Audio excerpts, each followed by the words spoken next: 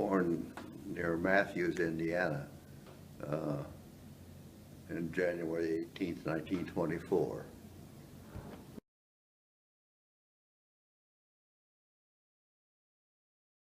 Herschel Frederick Ford. Okay.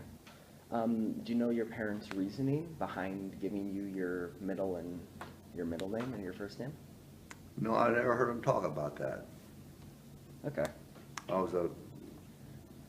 There were 6 children, and I was kind of in the middle.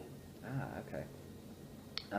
So there were 6 children. How many years apart were you separated by birth? About 2 years. For each one? Yes.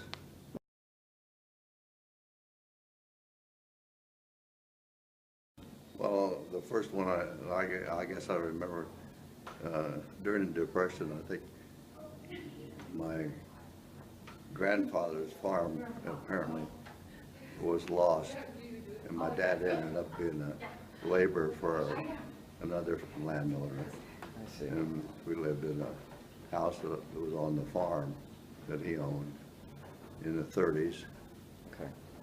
So your father was a farmer. Did your mother do anything for work, or did you look after the kids? She took care of the house. And I think how difficult that was because didn't have electricity, didn't have running water, had 6 children.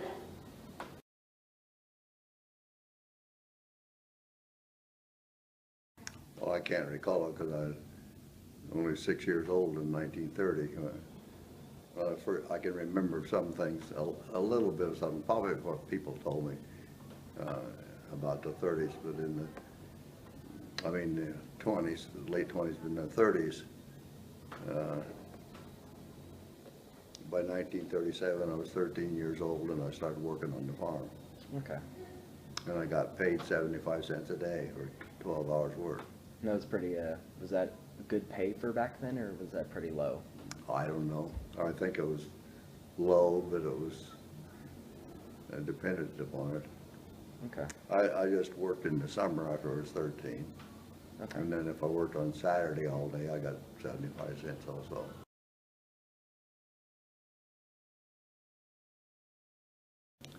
My mother's name was Lazy, and her maiden name was Couch. And my dad's name was Austin Floyd Ford, and his parents, I think one side of the family was Smith, and I don't know what the other side was. I don't remember. Okay. That kind of detail. So your father was a farmer. What type of crops did you grow? I was, a general farm in Indiana. And the farmer he worked for had milk cows and fed pigs, and we had our own flock of chickens and a big garden, some fruit trees. Okay. The farm had, made hay and they had a threshing ring, and in the summer they would cut the wheat and oats and put it in shocks and then haul it on bundle wagons to a thrashing machine, and we'd thrash it and make a big straw pile.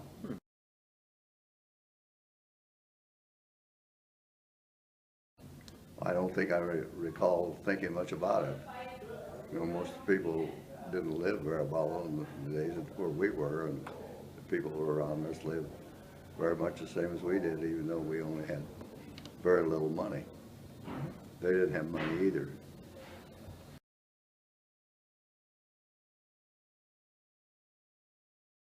Yeah, I went to school. My parents were proud of the fact that they got all of their kids through high school, and that was an important part of our life. Parents always emphasized that, getting us to school. Were you a good student? I guess I was considered pretty good. What was your favorite subject? Oh, I like math, chemistry, biology. Any least favorites? Well, not really. Maybe literature and things, that sort of thing.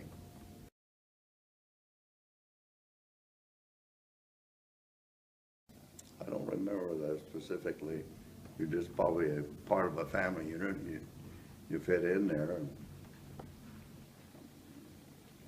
I suppose role models were my older brothers and sister, and my dad and mother that we lived with.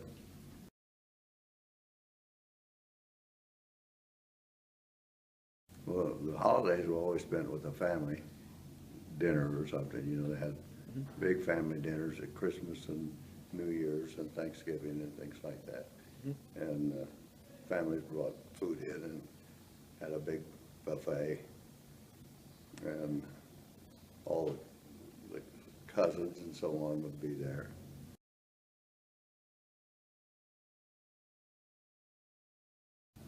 Ham, turkey, and chicken, beef,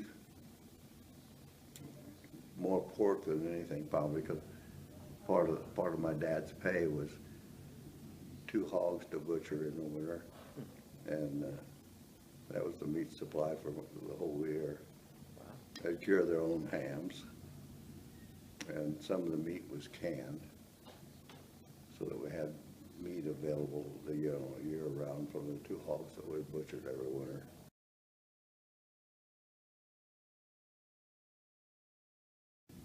Yes, it was. I don't recall being unhappy about anything. That's good. So during Christmas, what was the best gift you've ever received? We didn't receive much in the way of gifts at Christmas. My parents would get some things together so that every child had at least one gift wrapped up under a Christmas tree on Christmas morning. And I can't remember specifically receiving any specific gift. Okay. Usually it was something you needed, like clothing or, you know, something like that. You didn't buy things that you didn't need. Didn't have any money to do it with.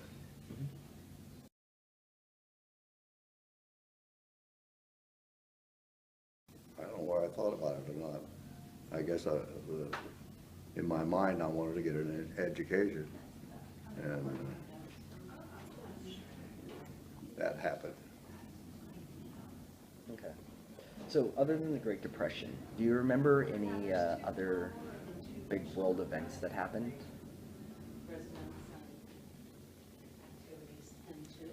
Well, I can remember my parents talking about the elections and so on when Roosevelt was elected, you know, replacing Hoover. And some things about that, but they weren't political activists at all. Okay. But they talked about it a little bit. We didn't have part of the time we didn't even have a radio and got a newspaper. Most of the time, I think they had a daily newspaper delivered. Okay. And I guess my first thing I'd do was grab it and read the comics.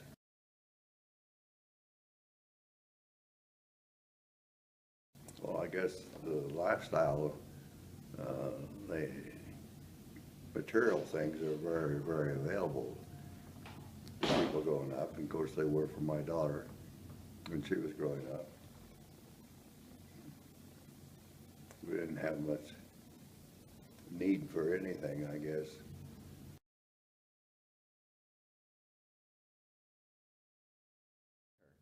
We had other children that were born later. She was born a little premature, but we had 3 more born very premature that didn't live. So we ended up with just 1 child. Okay. She lives here now, 35 miles west of Missoula. Nice. Who was your spouse? What was her name? Vera. Vera. Very pretty name.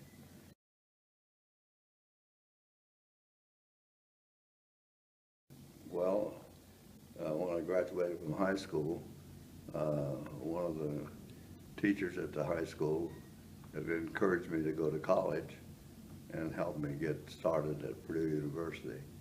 And I moved over there in the fall of 1942, started school at Purdue. What did you decide to study, and how did you come to that decision? Well, the only people I knew that were educated were the teachers and people like that. I was going to be a teacher, probably agriculture.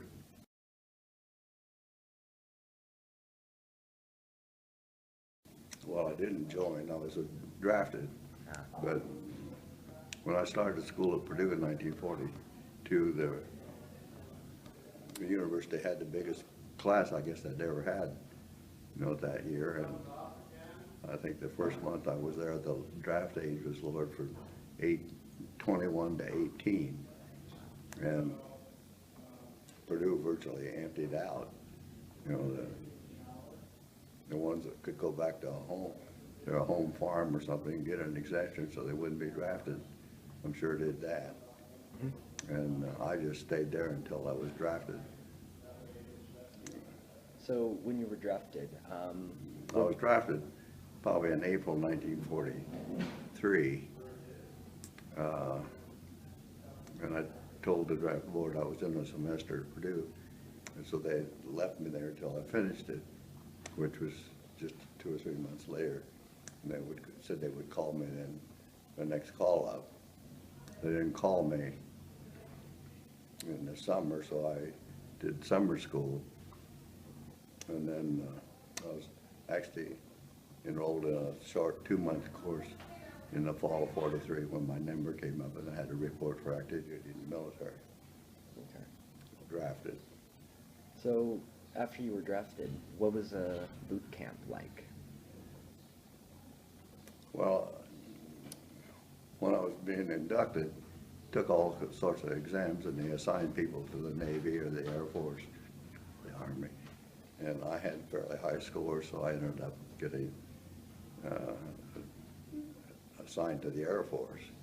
And took basic training in the Air Force at Keister Field in Biloxi, Mississippi. Okay. I took more exams while I was there, and got involved in aviation cadet training at the time I finished basic training. I went to the University of Florida for the first part of that. Okay. So you were a pilot in No, I just finished the first part of aviation cadet training, the first 4 months. And when we finished that, they decided they had enough people in that program they weren't going to need anymore. So those of us that were drafted or got in, other than volunteering as Air Force volunteers, got sent back to wherever we came from. But since I was drafted the way I was, they left me in the Air Force and they gave me a gunner. Went to gunnery school at Laredo, Texas. Okay. Did you ever see any firefight? Yeah, I flew 35 missions as a nose gunner on a B-24 from Italy, 35 times over Germany.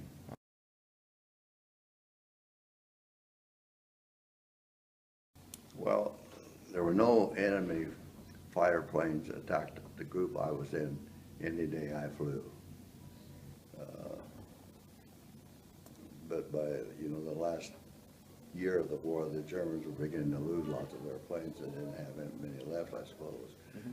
It was part of the reason. But the areas that we bombed, when you were in a target area, there was a lot of aircraft, aiming at you, trying to shoot you down. So there was a lot of that. Yeah. Exploding shells. Yeah. So how long did you serve in the military? Well, that tour was 2 years, but I also became involved in the Air Force Reserve and got called back to active duty during the Korean War. And I was in a reserve unit in Indiana, troop carriers, flying C-46s, and I was training as an engineer. At the time we were activated for the Korean War. So I checked the many documents and found that there was an officer slot. There were 2 open in the wing, and I applied for a direct commission and got commissioned as a second lieutenant before I had to report for the Korean War. Okay. In that way. Was second lieutenant the highest ranking position that you served? No, I stayed in that unit And I think by the time I was discharged from the Korean War, I was the first lieutenant, and I held the ranks up through lieutenant colonel.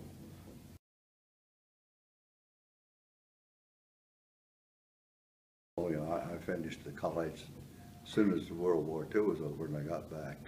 I think I got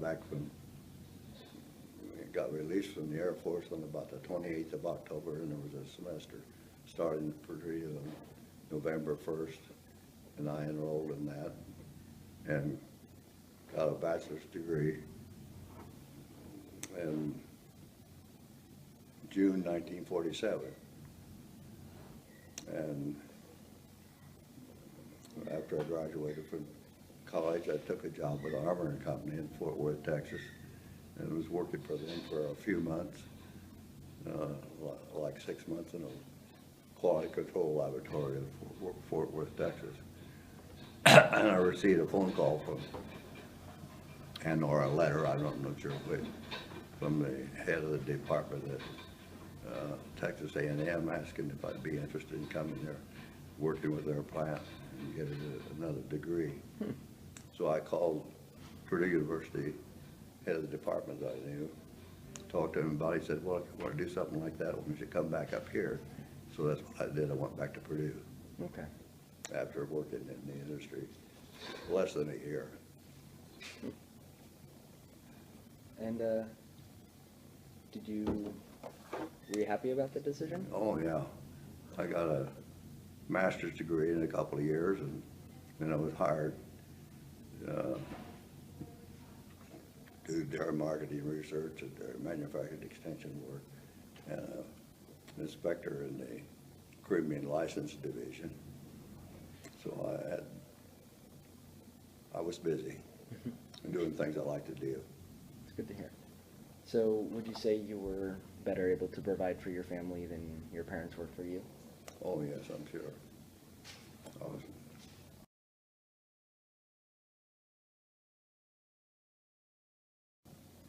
On family vacations, we always went on camping trips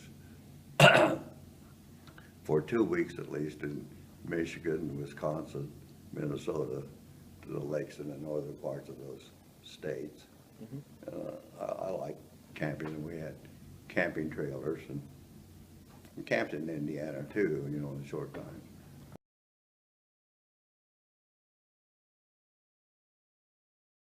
Yes, I have 2 grandkids. How did becoming a grandparent feel? Oh, it was great. What I retired from, by then I had left Purdue University and started my own real estate marketing firm. And I operated it 10 or 12 years when my first grandson was born. So we spent a lot, he was born in Texas and we lived in Indiana. So we were, anytime their dad and mom needed some babysitting help or something, my wife and I go down and help take care of him. And then a granddaughter was born a year later. So I actually retired, quit working officially, when I was 60 years old. Mm-hmm. And what are your grandkids' names?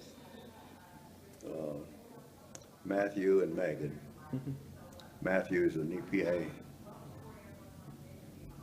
specialist, lives in Philadelphia, doing very well. He's a GS-13 already. He's only 30 or 31 years old. And my granddaughter she got her degree from Texas University about 6 months ago. She had an accident, 2 or 3 years ago, and had a brain aneurysm. Had a difficult time finishing her degree, but she finally got a degree. She's working up in the Glacier area this summer, looking for a regular job.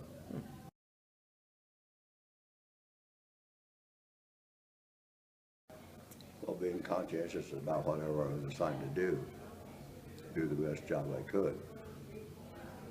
And always approach whatever I was working on with that kind of an attitude. Is there anything that you would have changed about yourself? Not really. You know, I worked on getting a PhD at Purdue, doing classes while I was working. And I finished all the coursework, but I didn't organize to get a thesis written. And I kind of wish that I had done that, but Okay. I didn't.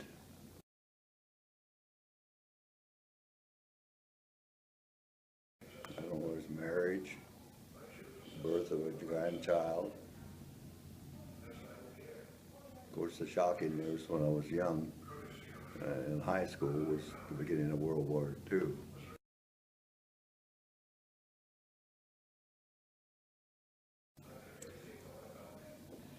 I guess the Air Force Commendation Medal.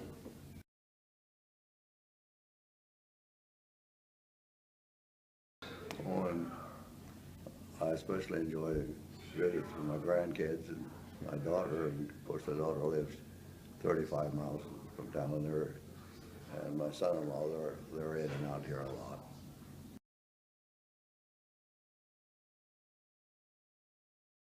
I suppose I always read a lot, and I still read a lot. Okay. I like reading more than I do watching TV, I guess.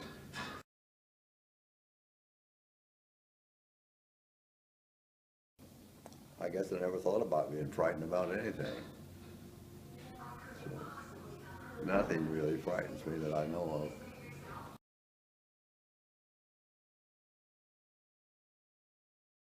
Well, my daughter and son-in-law and myself. Is your spouse still around, or did she? She passed away 16 years ago. Had a heart attack. Ah. Unexpected. Men always think they're going to die first, but in my case, that didn't happen.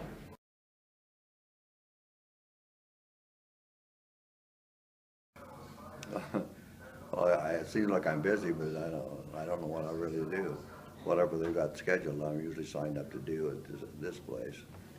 And get up at 7 o'clock, have breakfast at 8, go to the fitness center for 1 hour from 9 to 10, and then whatever's on the schedule I pick up and participate in whatever activities are going on here at this place.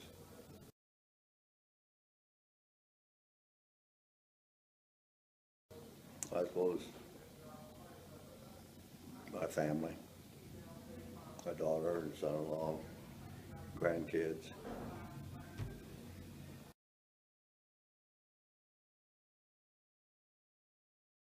Well, you need to be financially secure, and you have to start planning that when you're about your age. It takes a long time. I'm sure it does. Is there anything you wish you would have done differently? Anything that you wish you would have changed, just made better for yourself? Not really that I dwell on at all. Yeah.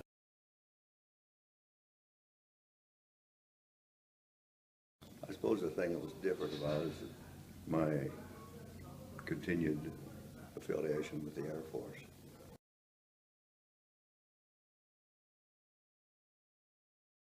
I suppose the influential difference was encouragement by professors at Purdue to go ahead and get an advanced degree and come there and work.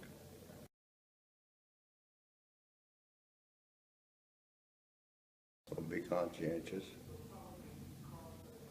Don't use any kind of mind-altering drugs, cigarettes, alcohol. What would you define as a good life?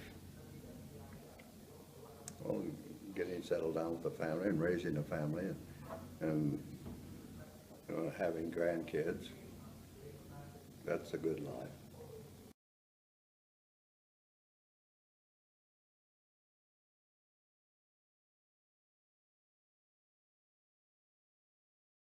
Be conscientious about what you're doing and do something you like to do.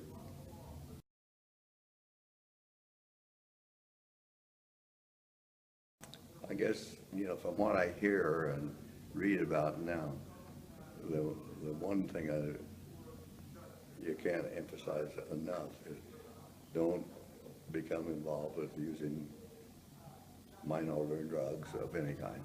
Okay. It sounds like it's an epidemic type problem in the United States today, and that's the one thing, the most important thing anybody can do is don't become involved.